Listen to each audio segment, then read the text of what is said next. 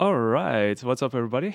Hope you all enjoy your Sunday so far. Hope you enjoyed what already uh, what you've already seen on the Feed the Kids marathon, and yeah, I'm doing some games for this as well. My name is Janglestorm, and yeah, I'm happy to contribute to this event. Just gonna do some. First I'm gonna do some Super Adventure Island. It's a game that I've been kind of like grinding for a bit recently. I did actually get world record on this recently, so that's nice.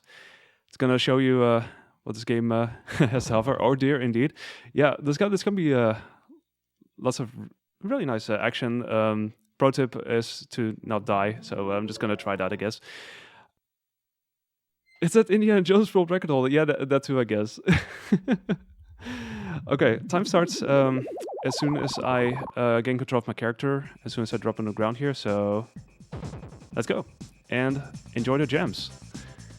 So yeah, Super Adventure Island is one of the two SNES Adventure Island games. It's really similar in concept to one of the first NES Adventure Islands. Basically, you walk and you jump and you have a couple of weapons, and everything in this game is a one-hit kill in most cases. So you really have to be careful not to get here and there, because that makes the game a lot tougher. So what I'm trying to do is I'm grabbing these weapons. So we got the hammer and the boomerang. If I grab 4 of each of either the hammer or the boomerang, I get this like upgraded weapon, which you see reflected in the sprite change, and it will be happening pretty much right now. And this is basically the weapon that you want to have throughout the entire game. It's really good to have. Makes most of the things, most of the enemies a one-hit kill. So if I can keep everything here and can move about, then it's easy, and otherwise, we'll see what happens, I guess. You never know with this run. So as you see here, there's a lot of fruits, also kind of a staple of the Adventure Island series. I'm trying to pick up as few as possible, because what you see in the top left corner, what it fills, it's not a health bar, it's actually a time bar. So every single time I pick up a piece of fruit, it does actually fill up a little bit. And each bar of each thingy of the bar is like, one tick is like 20 frames. So 3 bars is like 1 second. So you can sort of tell like how much it would cost you if you would pick up more stuff. So here we are in the caves. Just heading down here. Nice and easy. Screen SQ as well, though. That's good. That's gonna be another thing altogether. Okay, so the boomerang is really effective here, because we can use that to climb up this hill and kill these blobs. As you saw, I nearly got killed by one. These blobs we'll be encountering quite a few times in the game. They can be rather unpredictable in a certain way, so I really have to watch out what I'm doing with that. But there we go. And I'm also trying to, make the climb as quickly as possible, just making these very small jumps. And as you will see, also with this boss fight, there's varying jump heights. And I'm going to explain a little bit more about that here, I think. See? Damn. Okay, I had a bit of a slower fight, but that's okay. So what you saw me do there, basically this jump is like the leap. That's like the highest jump. It's a little bit slower than some of the other jumps you can make, but yeah, it does make you reach higher places. You can do that by pressing down and jump. And there's also like the neutral jump, which is not as high, and then the sort of, quote-unquote running jump, which is like mid-height, really. And we'll be using that quite a bit throughout the game. But first we're on the beach. We have these penguins on the beach. So really awesome times and a really cool song with that to boot as well. And yeah, we're riding the skateboard on the beach. Apparently it's very solid sand or something. I don't know how this works, but it works. So this is one of the more chill levels, really. Just cruising through this, getting a couple of enemies along the way. Got the penguin doing the side eye at us.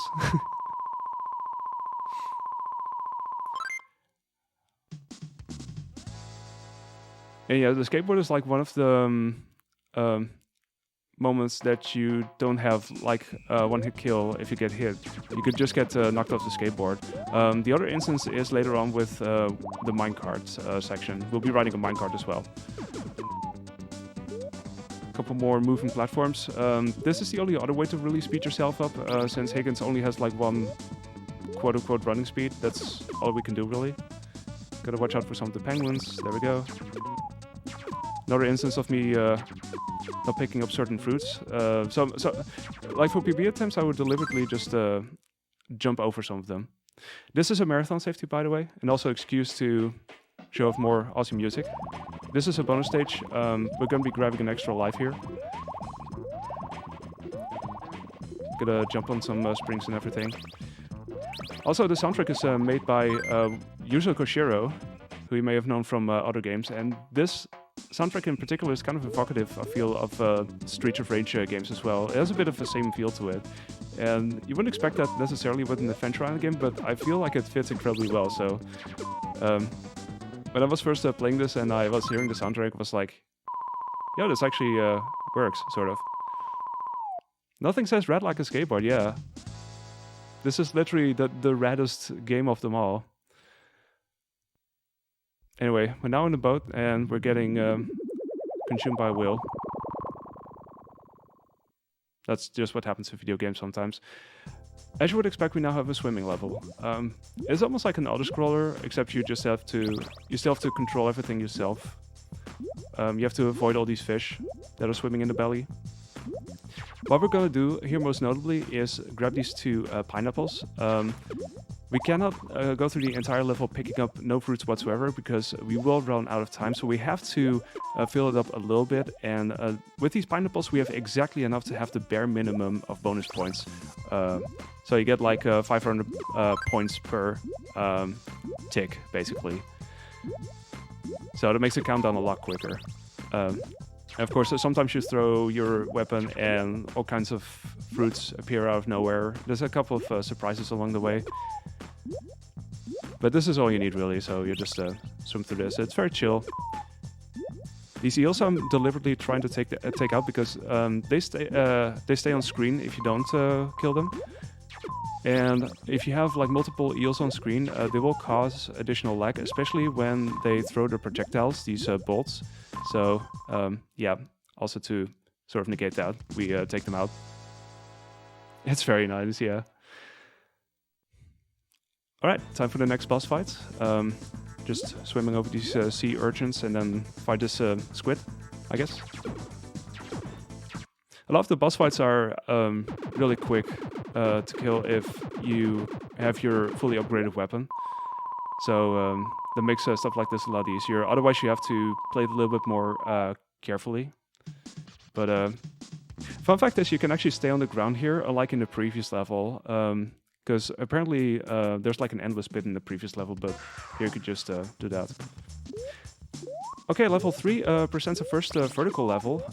Those are a thing of their own in this game, where suddenly you have to really rely on your jumping mechanics and everything, which can make for some really cool optimizations here and there, just trying to get up this tree. And it can be a tough climb, but this went pretty well actually.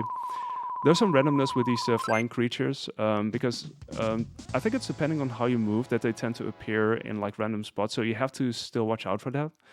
But apart from that, there's not really that much RNG in this game. So as far as I know, everything that may seem RNG is rather movement-based.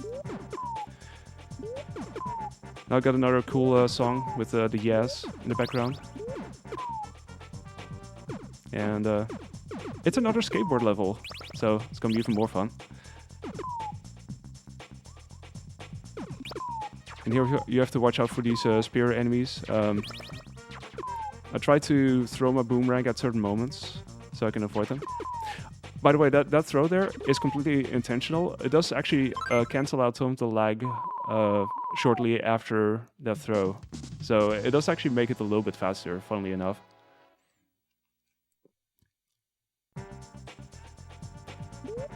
Okay, this is the Minecart Stage. It can be a really tough level. There's a couple of climbs coming up that might be tricky. Let's see if I can do them. So like this, and then... Ooh, okay, whatever. I'm just gonna play it a little bit safer. Normally, I would be able to just climb up there really quickly. And I have a certain pattern for that, but that was a little bit tougher, I guess.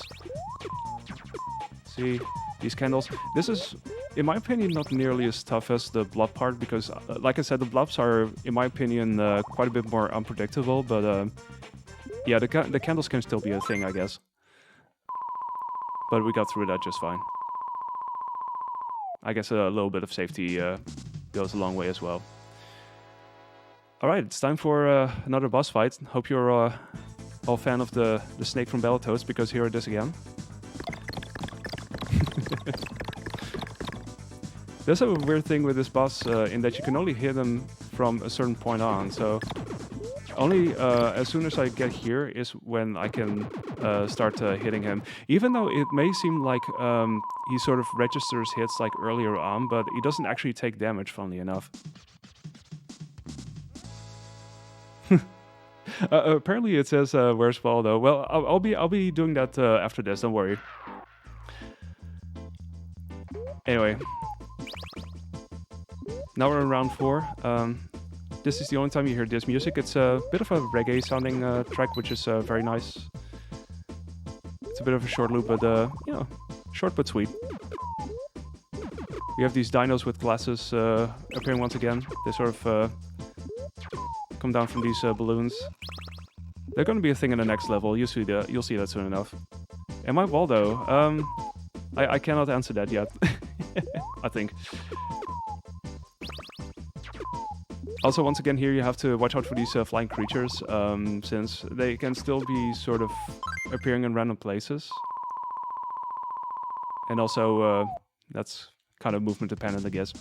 So now we have the next vertical level, and this one is also a really tough one. So I've been spending quite a bit of time in this one. Let's see how this goes. Turn around here, and then go up here. Do this. Jump here. Oh, okay. Oh, I actually got hit there. Well, okay, this is where the run gets interesting, because now I have to play it a lot safer, since I don't have any weapons anywhere, and I have to basically rebuild everything. So this is where it really starts becoming real. Thankfully, there's a lot of pickups in this level, so we can get ourselves back to full power like pretty quickly. Oh, what? Oh, that was so clutch, actually.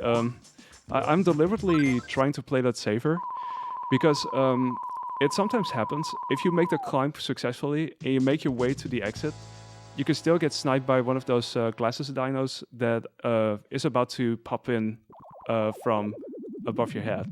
So that's still a thing. Also, here's the belly flop.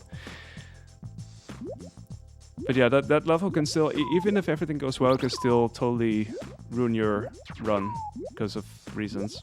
But there we go. That was a climb. So now we got another swimming level here.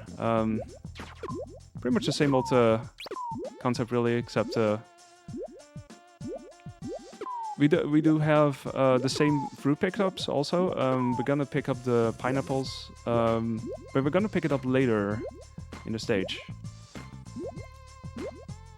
So in the meantime, let's just enjoy the music, I guess.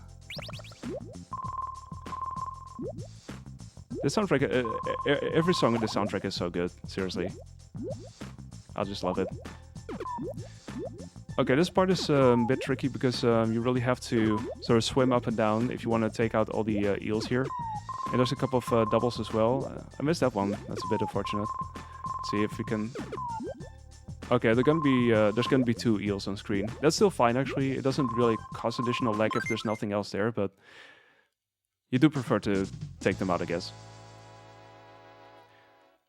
Okay, next boss time. I'm very glad that I have my full upgrades and everything, because it does make it quite a bit easier and shorter. So this Kelly, the skeleton boss, I'm gonna hit it 3 times, making these leaps here. And we're just gonna throw as often as we can, so we can well, basically defeat him as quickly as possible. There's a chance that one of my hits might get blocked, so that's why I basically throw repeatedly.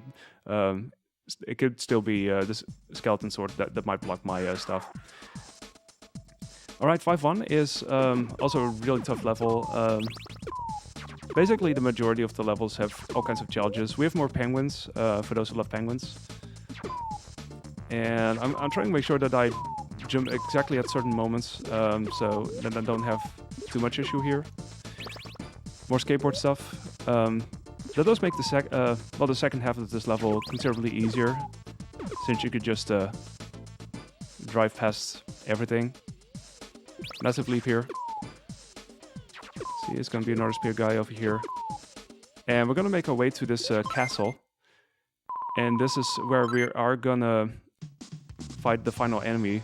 There's not a lot of story in this game, but basically the story is your girlfriend Tina gets petrified, and you basically try to go after the person who did that. So you see that in the beginning, but it's a very brief intro, so there's not a lot of story to write home about.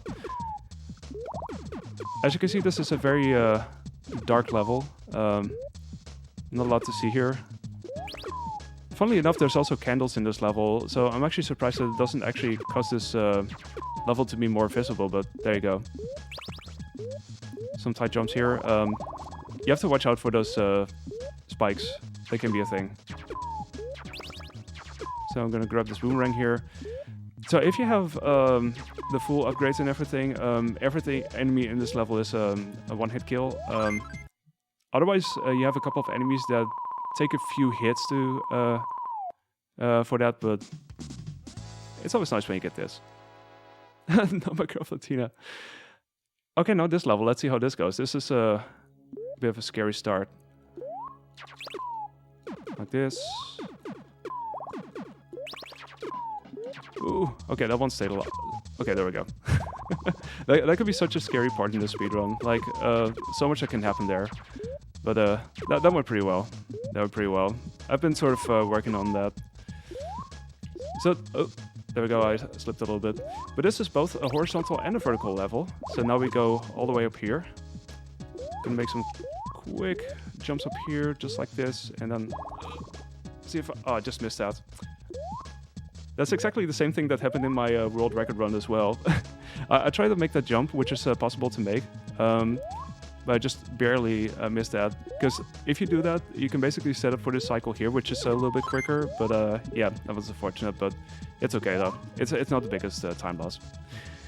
Alright, time for the final boss fight.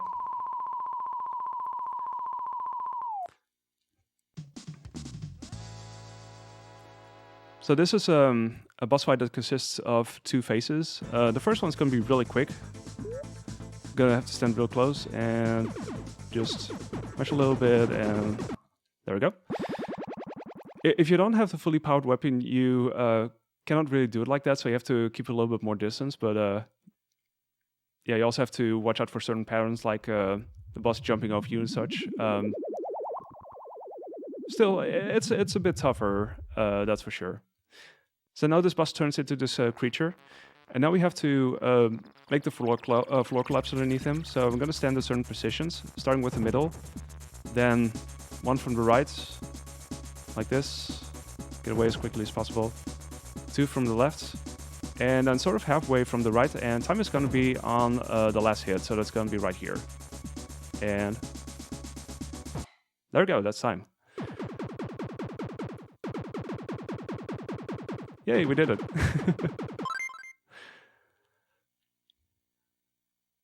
Sub 18 still, actually. That's honestly a very, very good time.